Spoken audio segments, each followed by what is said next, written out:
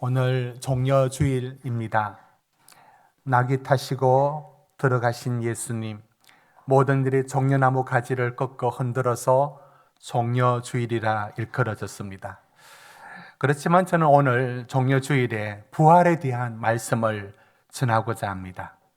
사복음서에는 모두 다 부활에 대한 얘기를 각기 다른 관점으로 여러 가지를 얘기하고 있습니다. 그러나 누가는 부활에 대하여 다른 복음서가 말하지 않는 오직 누가복음에서만 말하는 특별한 사건을 소개하면서 부활에 대하여 아주 중요한 사항을 누가는 일러줍니다.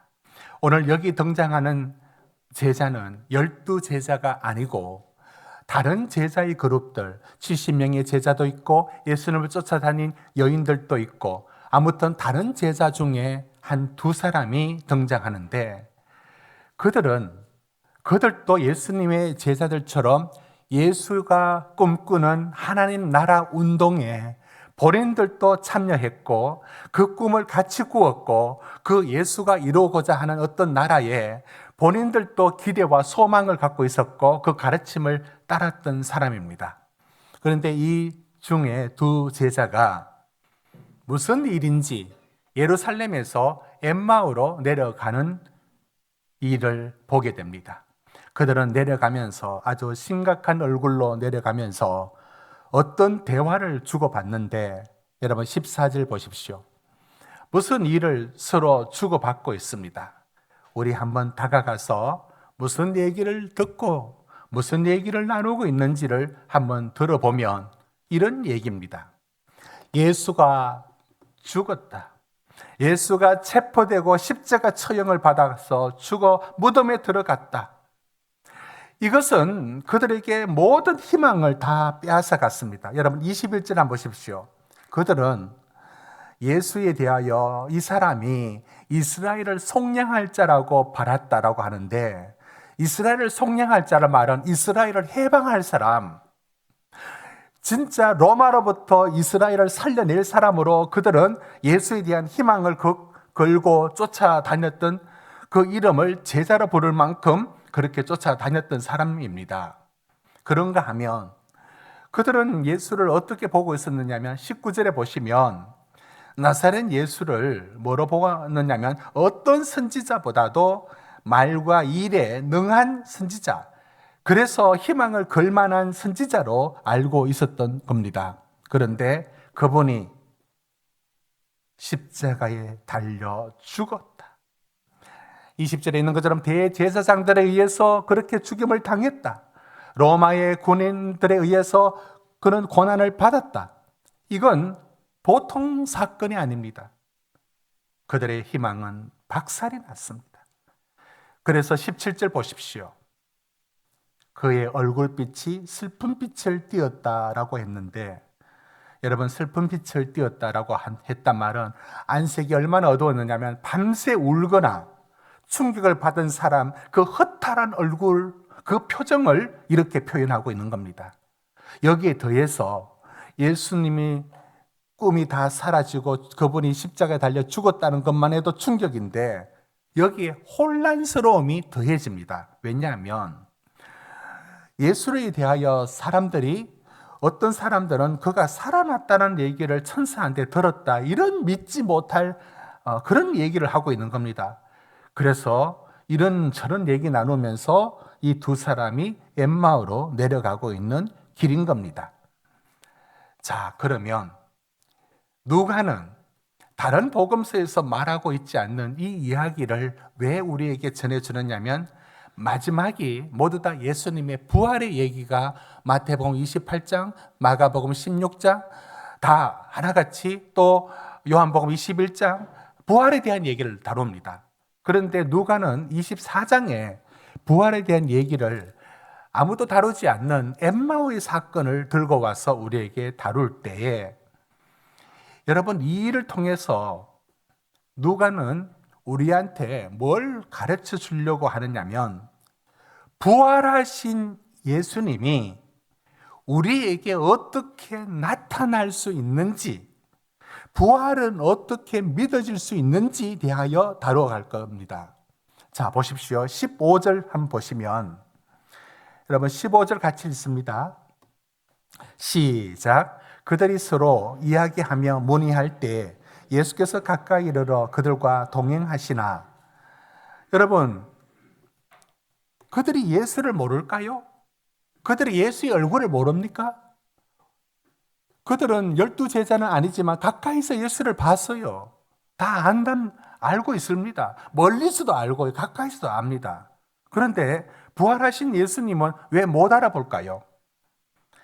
일단 심리적인 이유는 너무 큰 충격과 실망에 의해서 예수가 죽었다는 사실을 알고만 있지, 그래서 못 알아봤을 수도 있을 겁니다. 그런데 이것이 단지 심리적인 충격으로만 설명할 수 없는, 여러분, 부활하신 예수님은 부활 전의 모습과 달라졌을까요? 달라지지 않았고 단지 영화스러워졌습니다. 뭔가 변화된 찬란한 몸이 되었을 겁니다. 그렇더라도 못 알아볼 이유가 없을 텐데 못 알아봅니다. 여기에는 영적인 이유가 있는데, 여러분 이것을 16절에 이렇게 표현합니다. 여러분 16절도 우리 같이 한번 읽어보겠습니다. 시작. 눈이 가려졌다. 여러분, 눈이 가려졌다라고 할 때에 이것이 단지 시력의 문제가 아닌 겁니다. 사무엘상 3장에 보면 엘리의 눈이 흐려졌다라고 사무엘상 3장에 나와 있는데, 그건 엘리가 나이 들어서 노안이 왔다라는 것만 뜻하는 게 아니라 영적으로 하나님을 분별하지 못하는 그 상태를 엘리의 눈의 어두움으로 말하고 있는 것처럼, 이게 지금 부활하신 주님을 못 알아보는 게 뭐냐면 영적인 차원의 문제이고 믿음의 차원의 문제를 말하는 것입니다. 그러니까 부활하신 몸은 가지신 예수님은 육신의 눈으로 보아도 못 알아봅니다. 달라지지 않았어요. 크게 달라지지 않습니다. 그 몸이 영화롭게 신비하게 바뀌어졌지만 몸은 몸입니다. 예수의 동일성은 그대로입니다. 이것이 부활이 보여주는 게 뭡니까? 부활은 우리 몸의 부활입니다. 영혼만 부활이 아니고, 그러니까 우리의 개별성은 그대로 부활 후에도 개별적으로 그대로 유지되는 게 맞습니다. 예수님도 그러했듯이 말입니다. 그런데 왜 못 알아보느냐고요? 못 알아보는 이유는 이게 영적인 차원의 문제라는 것입니다. 여러분, 오늘 이 엠마오의 사건을 통해서 부활하신 예수님은 어떻게 자기 자신을 그들에게 보이는가? 여러분, 이걸 갖고 오늘 우리가 이 말씀을 다루려고 하는데요. 먼저 여러분 16절을 다시 한번 보십시오. 그들의 눈이 가려졌어. 그렇죠? 못 봅니다. 안 보입니다. 여기에 영적인 믿음에 어떤 문제가 있습니다. 그러면 이후에 언제 눈을 밝히 보게 되었을까요? 여러분 31절로 뒤로 한번 가볼까요? 31절 같이 읽습니다. 시작.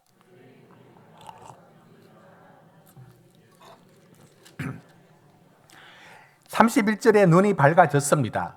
그러면 16절과 31절에 일어난 사건, 그 몇 가지가 부활하신 예수를 보게 만들었을 겁니다. 그러면 오늘 저는 우리 성도들과 함께 이 말씀 속에서 찾고 싶은 건 이겁니다. 이 질문을 우리 같이 한번 던지고 이 말씀을 쫓아갑시다. 오늘 던질 질문은 이겁니다. 오늘 우리도 부활을 어떻게 믿을 수 있는가? 오늘 우리는 부활을 어떻게 믿을 수 있는가? 여러분, 부활을 믿을 수 있습니까? 이해가 됩니까? 부활이 어떻게 믿어질 수 있다는 말입니까? 부활하신 예수 그리스도를 어떻게 볼 수 있단 말입니까? 바로 이것이 오늘 엠마오 사건으로 누가복음을 마무리 짓는 누가의 의도는, 오늘 우리에게 부활하신 예수를 당신은 어떻게 믿을 수 있고 어떻게 볼 수 있느냐를 일러주는 겁니다. 자, 이 질문을 찾아가는데 오늘 저는 세 가지의 말씀으로 그 답을 찾고자 합니다. 여러분, 첫째, 부활은 뭘 통하여 만들어지는가? 우리 같이 읽어봅시다. 시작. 여러분, 부활은 무엇을 통해서 부활을 믿게 만드느냐면 이거 매우 중요합니다. 여러분 25절 보십시오. 26절, 27절 두 절을 우리 같이 읽습니다. 시작. 그리스도가 이런 고난을 받고 자기의 영광에 들어가야 할 것이 아니냐 하시고 이에 모세와 모든 선지자의 글로 시작하여 모든 성경에 쓴 바 자기에 관한 것을 자세히 설명하시느라. 여러분, 여기 모세는 모세오경이고 모든 선지자의 글은 선지서의 글을 말을 할 겁니다. 성경 말씀을 통하여 예수님은 당신의 부활을 확인시켜 줍니다. 여러분, 이거 매우 중요한 일입니다. 예수님은 부활하신 예수님이 이렇게 말하면 안 될까요? 두 제자에게, 야, 내잖아. 내가 여기 있잖아. 날 봐. 내가 살아났잖아. 라고 왜 말하지 않았을까요? 가장 직접적으로 보여주면 될 텐데. 여러분, 부활이 기적 같은 방식으로 여기 있잖아 라고 한다고 믿어지고 보여지는 게 아니에요. 부활은 성경의 말씀이 우리 속에 들어와 깨달아져야만 부활이 믿어질 수 있습니다. 성경은 성경 안에, 말씀 안에 그 뜻이 우리한테 깨우쳐져야 부활이 믿어진다는 이 방식은 굉장히 누가복음 마무리하는 이 단계, 이후에 예수님이 성천하시고 육신의 예수를 볼 수 없는 단계에 매우 중요한 얘기를 말씀하고 있는 겁니다. 여러분, 부활은 기적으로 설명되지 않으며 과학으로 증명할 수 없으며 고고학으로 확인되지 않으며 육신의 눈으로 알 수 없습니다. 부활은 어떻게 알 수 있느냐? 성경의 말씀, 성경의 예수와 관련되는 말씀이 풀어질 때, 여러분, 누가복음 16장의 부자와 나사로 얘기 속에 지옥으로 연상되는 모습에 그 떨어진 부자가 이런 요구를 합니다. 나사로는 천국 갔던 모습으로 담고 있는데요. 그러면서 내 형제가 5인데 이 지옥 같은 곳에 한 모금의 물도 마실 수 없는 이곳에 오지 않도록 나사로를 내 형제의 집에 보내가지고 이곳에 오지 않게 해달라고 말했을 때, 그때 아브라함의 말을 빌려 성경이 뭐라고 얘기하느냐면 누가복음 16장 29절에 이렇게 말합니다. 모세와 선지자들이 있으니 그들에게 들을지어다. 여러분, 신약에 모세와 선지자가 어디 있습니까? 모세의 글과 선지자의 글이 있다는 것이고, 모세오경과 선지서라는 성경이 너희에게 있고, 성경이 너희에게 있는데 성경의 말씀을 믿지 않는 사람은 죽었다 살아나서 가도 소용없다. 소용없어요.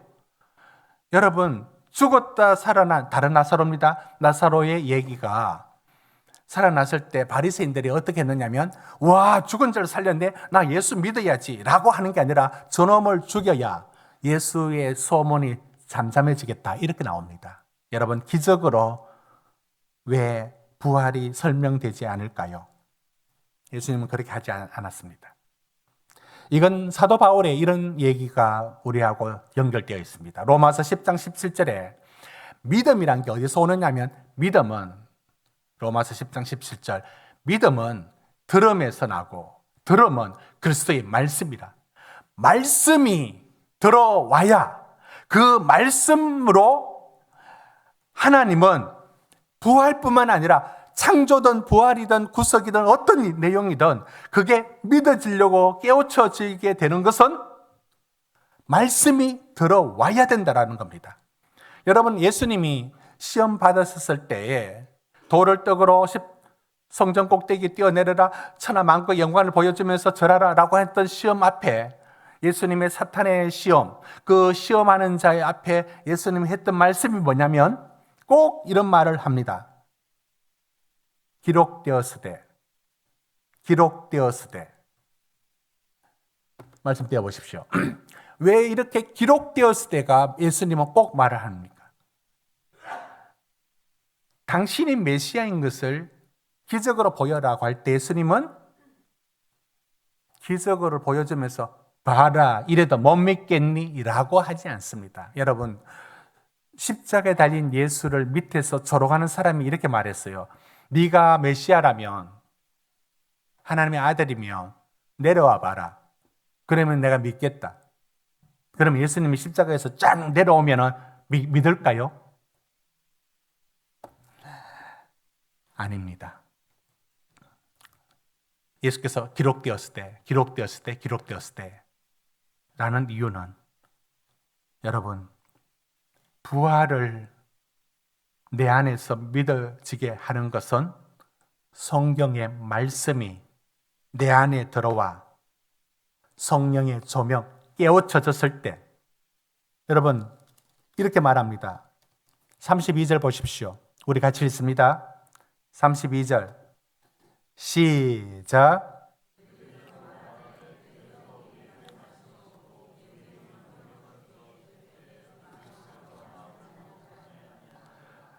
그렇습니다. 여러분, 여기서 예수님은 왜 성경을 풀어주어서 그들에게 부활을 설명할까요? 44절로 갑니다. 44절, 45절 2절 시작. 또 이르시되 내가 너희와 함께 있을 때에 너희에게 말한 바 모세의 율법과 선지자의 글과 시편의 나를 가리켜 기록된 모든 것이 이루어져야 하리라 한 말이 이것이라 하시고, 이에 그들의 마음을 열어 성경을 깨닫게 하시고.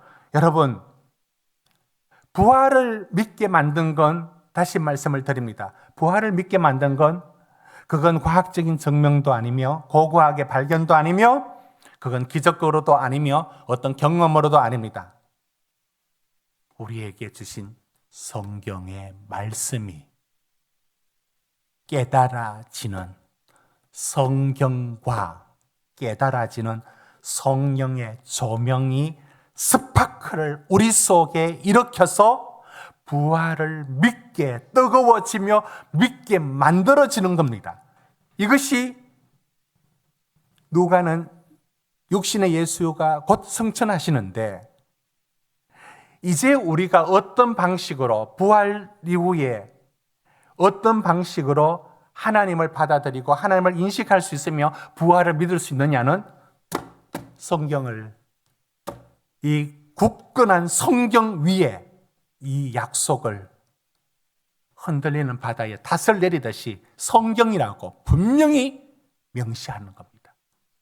여러분은 다른 데서 믿음을 찾으려고 하지 말아야 합니다. 성경의 말씀을 하나님의 말씀으로 받는 사람은 부활이 아니라 더 난해한 얘기도 다 믿을 수가 있습니다. 그러나 성경의 말씀을 믿지 못하는 사람, 받아들이지 못하는 이에게는, 그에게는 어떤 것도 소용이 없습니다. 하나님은 요한복음 1장 1절에 태초에 말씀이 계시니라, 이 말씀이 하나님과 함께 계셨으니 말씀으로 자신을 계시한다는 것을 알아야 됩니다. 여러분, 성경의 말씀이 하나님의 말씀으로 받아들여지게 함으로써 부활을 믿어지게 만들고 그 부활을 의심 없이 나의 부활로 바라보게 됩니다. 하나님이 다른 방법을 주시지 않았습니다. 두 번째, 어떻게 하여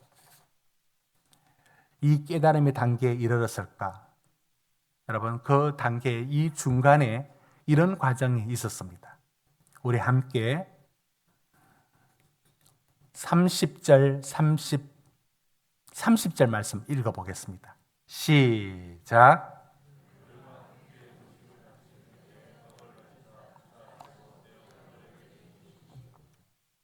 그들과 함께 음식을 잡수실 때 떡을 가지사 축사하시고 떼어 그들에게 주시니, 31절에 그들의 눈이 밝아졌습니다.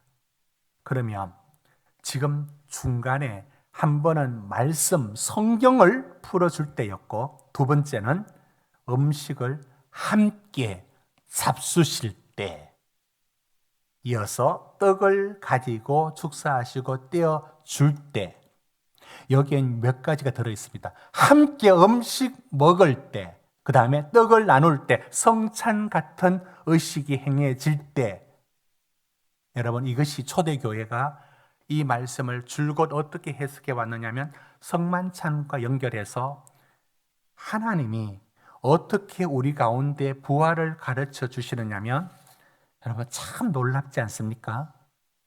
부활이라는 이 영적인 깨우침이 먹는 굉장히 육적인 일을 통하여 부활이 믿어지게 만들 때 굉장히 먹는 일이, 여러분 함께 먹는 일이 무슨 일을 만들어내느냐, 여기에는 물론 부활하신 그분이 영이 아니라는 것, 먹고 있을 때 영이 아닌 것, 여러분 그렇게 해서 보시면 37절에 보는 걸 영어로 생각하잖아요. 그러니까 42절 보십시오. 구운 생선 한 토막을 그들 앞에서 드시는 겁니다.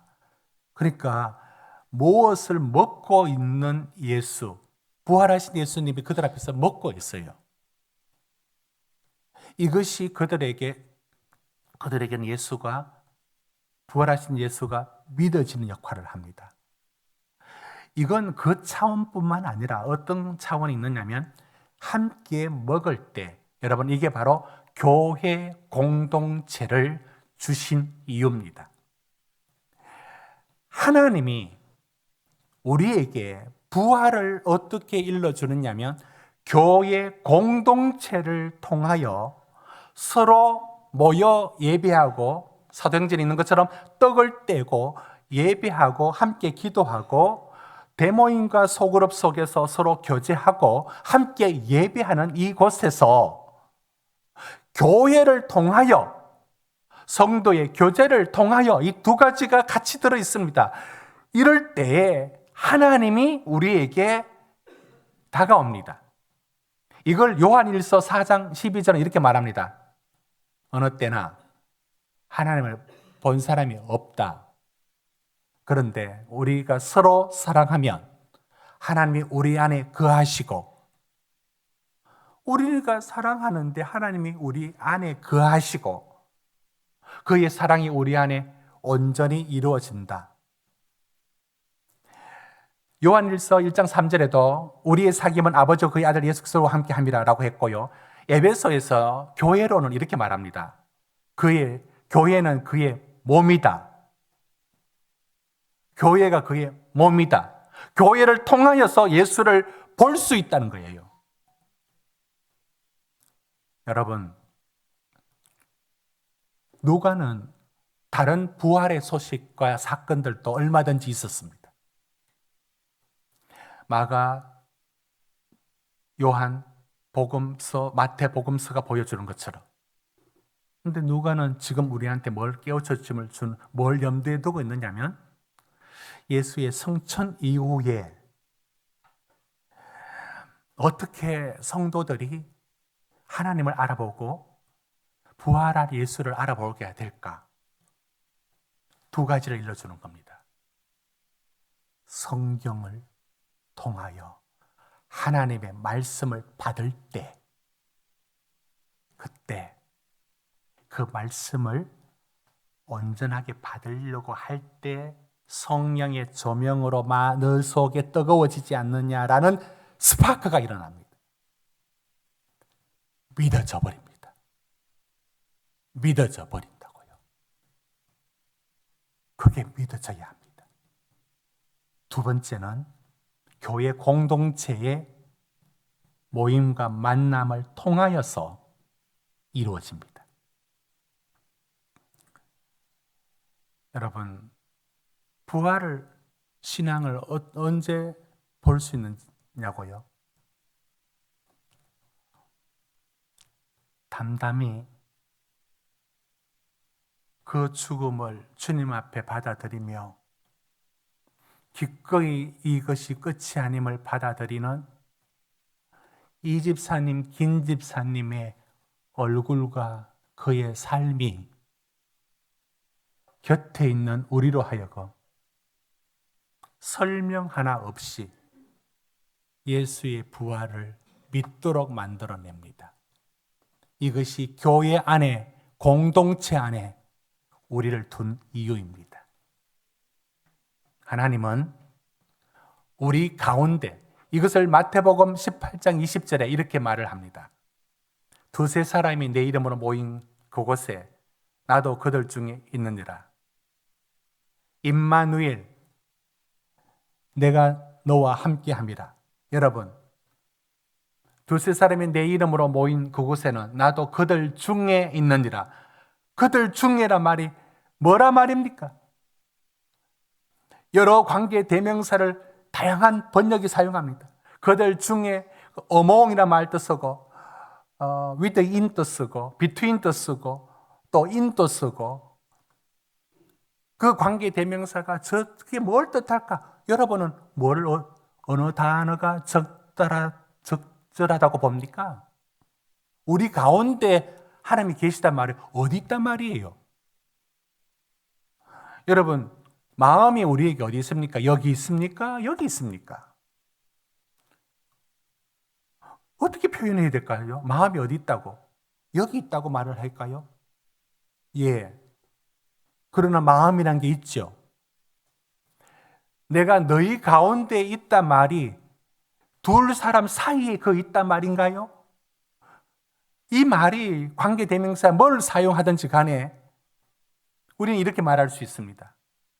성도가 서로 교제하고 사랑하고 기도하고 함께 예배하고 그 가운데 하나님이 나타나시고 느껴지게 하고 보여지게 하고 부활 역시 너희 가운데 확인되는 하나님의 역사라는 것을 말씀해 주고 있는 겁니다.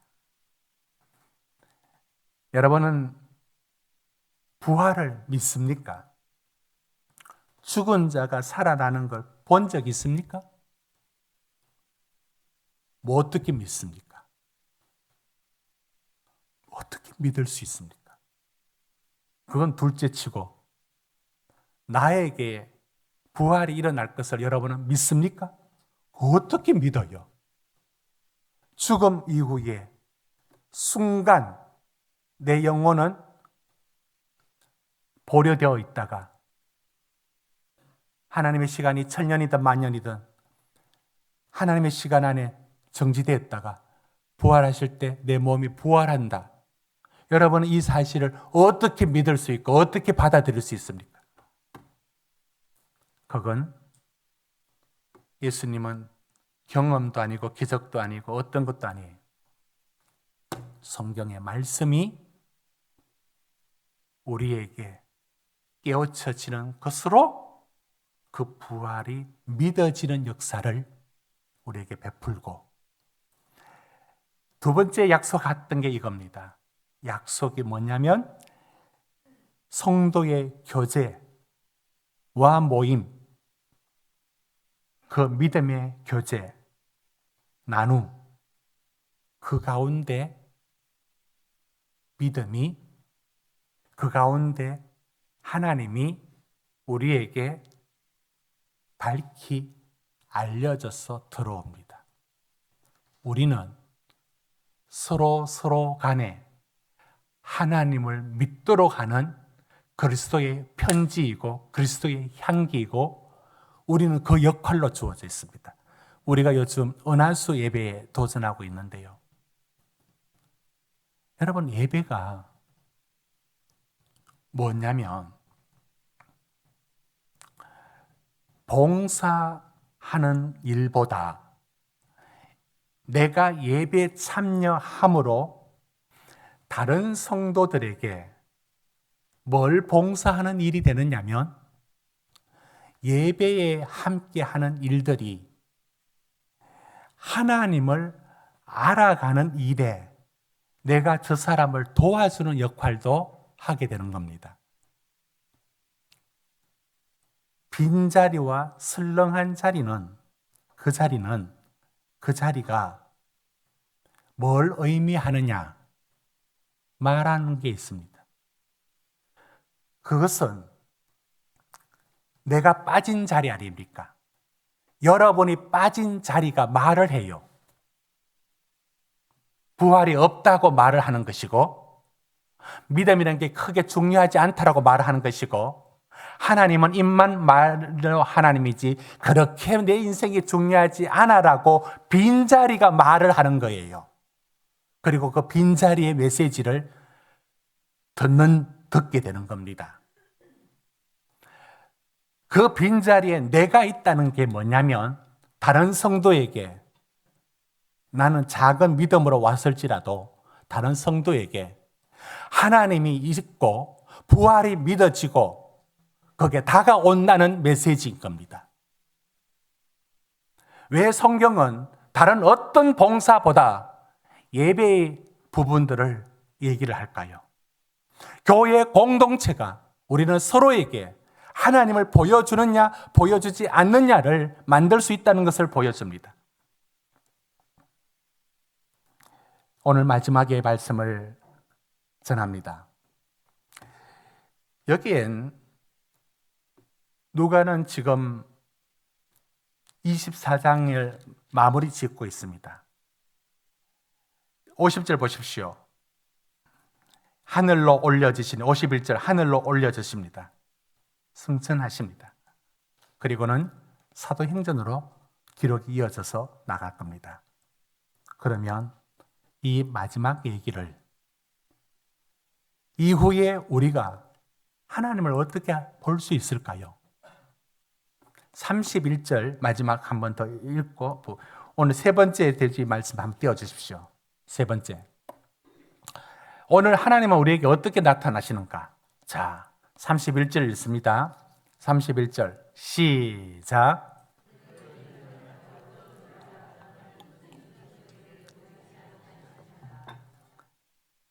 눈에 보여 알아봤는데 알아볼 만하니까 사라졌습니다. 여러분 31절에 예수는 그들에게 보이지 아니하시는지라 이 말이 누가의 24장까지의 이 굉장히 중요한 말을 하고 있는 겁니다. 예수는 육신의 눈으로 더 이상 보이지 않습니다. 사라집니다. 부활 이후, 성천 이후 우리가 하나님을 어떻게 만날 수 있느냐? 육신의 예수를 눈으로 보는 건 이 시대가 끝입니다. 이 시대가 끝이 난 겁니다. 이제는 그 예수를 어떻게 볼 수 있단 말입니까? 그걸 다루고 있습니다. 여러분, 그 예수를 어떻게 본다고요? 이제 앞서 말했던 두 가지 얘기를 다시 한번 반복합니다. 하나님의 말씀으로 그분을 볼 수 있습니다. 성경은 다른 무엇이 아니라 성경을 갖고 이후 우리에게 하나님을 어떻게 알고 믿고 나아갈 수 있느냐면 성경을 주셨고요. 그 성경이 성령의 조명을 받아 우리 속에 스파크가 일어나야 되는 겁니다. 뜨거워져야 되고요. 깨달아져야 되고 이게 내 말씀으로 다가와야 되는 겁니다. 여러분 이 구절로 여러분이 구절이 되면 안 됩니다. 여러분 25절 이게 여러분의 말이 되면 안 된다고요. 미련하고 선지자의 말한 모든 것을 마음에 더디 믿는 자 또는 들어도 믿지 않는 자 무심한 자 말씀이 돌밭에 떨어져서 잠시 좋다 그리고 사라지는 자가 되면 아무 열매가 없습니다. 부활 이후에 성천 이후에 우리는 예수를 어떻게 볼 수 있으며 우리는 하나님을 어떻게 알 수 있으며 부활을 어떻게 믿을 수 있느냐? 성경의 말씀이 우리 속에 깨달아지는 것을 통하여 두 번째 교회 공동체의 나눔을 통하여 내가 이 집사님 얼굴 보며 부활이 믿어진다. 나는 그분의 삶이 그 앞에서 죽음을 받아들이는 모습을 보면서 나는 부활이 믿어진다. 우리는 이 공동체 안에서 우리는 그 믿음을 확인하고 볼 수 있도록 해 주셨다는 사실을 알게 됩니다. 그러나 우리가 깨달아야 되는 게 하나가 마지막에 이겁니다. 그 육신의 예수를 더 이상 볼 수 있는 시대는 이 복음서, 이 부분이 마지막입니다. 이제는 다른 방식으로 보여집니다. 여러분, 그게 다른 방식이 어떤 방식일까요? 다른 방식이 새로운 방식이지만 저는 구약 성경에서 그 방식을 예표한 느낌으로 가져올 수 있습니다. 신약의 지금부터 달라진 시대에 하나님은 어떻게 우리에게 보여지느냐, 이것이 다시 구약으로 돌아간다는 게 어폐가 있어 보이죠? 아니요. 구약에 예표적으로 담겨져 있습니다. 야곱이 형 에서를 피해 도망가다가 돌베개하고 누웠을 때 그때 하나님이 뭘 보여주느냐면 창세기 28장 12절 13절에 사닥다리가 있는데 위로 아래로 오르락 내리락 합니다. 뭘 보여주었을까요?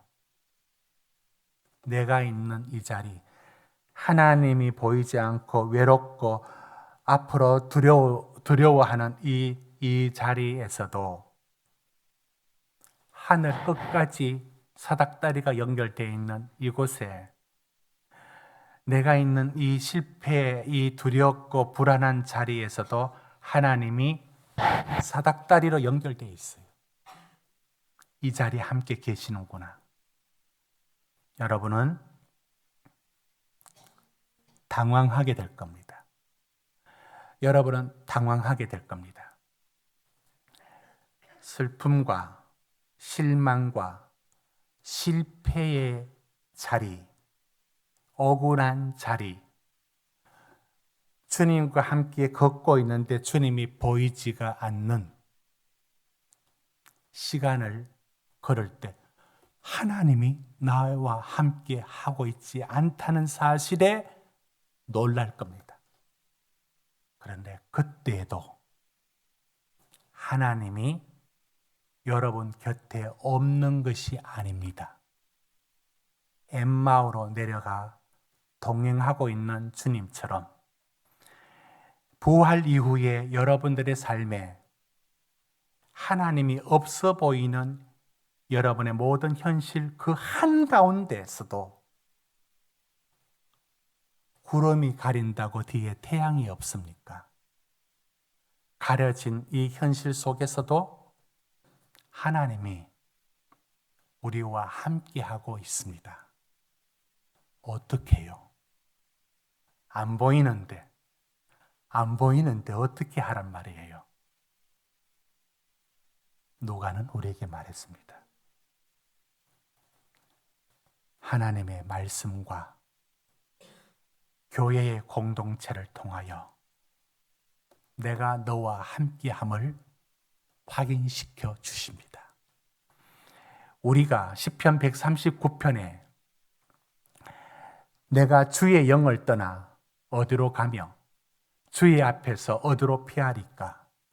내가 하늘에 올라갈지라도 거기 계시며 서울에 내 자리를 펼지라도 거기 계시니이다. 내가 새벽 날개를 치며 바다 끝에 가서 거주할지라도 거기서도 주의 손이 나를 인도하며 주의 오른손이 나를 붙드시리다. 하늘 끝, 바다 끝, 음부에 있는 듯 그 자리에서도 내 육신의 눈으로 그분이 보이지 않는 그 자리에서도 부재로 느껴지는 그 자리 속에서도 하나님은 우리와 함께 하실 수가 있습니다. 시편 139편 11절 12절에 내가 혹시 말하기를 흑암이 반드시 나를 덮고 나를 두른 빛은 밤이 되리라 할지라도 주에게서는 흑암이 숨기지 못하며 밤이 낮과 같이 밝게 빛날 것이다. 주에게는 흑암과 빛이 같음이니이다. 여러분이 흑암에 앉아 아무것도 해결되지 않는 이 시간, 엠마오로 가는 시간들, 이 길 속에서도 주님이 여러분과 함께 하실 수가 있습니다. 내가 사망의 엄침한 골짜기로, 반주해 주실래요? 사망의 엄침한 골짜기로 다닐지라도 해를 두려워하지 않는 것은 거기도 사망의 엄침한 골짜기, 여러분은 그 골짜기 어디 가 있습니까? 거기서도 내 손으로 눈으로 보이지 않는 그분이 함께하고 계신 겁니다. 여러분의 육신의 눈으로는 보이지 않는 그 자리에서도 반드시 부활 이후, 성천 이후 여러분은 내게 주신 하나님의 말씀과 내게 주신 말씀의 깨우침의 성령을 통하여 여러분은 가장 깊은 그 사망의 골짜기에서도 내가 너와 함께함이라는 약속을 확인할 수가 있습니다. 이것이 오늘 우리에게 약속되어 있는 겁니다. 여러분은 지금 어떤 삶의 자리에 놓여서도 그 자리에서 내 육신으로 볼 수 없는 예수를 여러분은 성경과 믿음과 성령으로 여러분과 함께 하신 그 주님을 보여주는 방식이 누가복음 24장 이후 오늘 우리 시대에 그분이 우리에게 어떻게 함께 하시는지에 대한 방식입니다. 그 일을 여러분의 삶의 자리에서 확인할 수 있기를 주의 이름으로 축원합니다.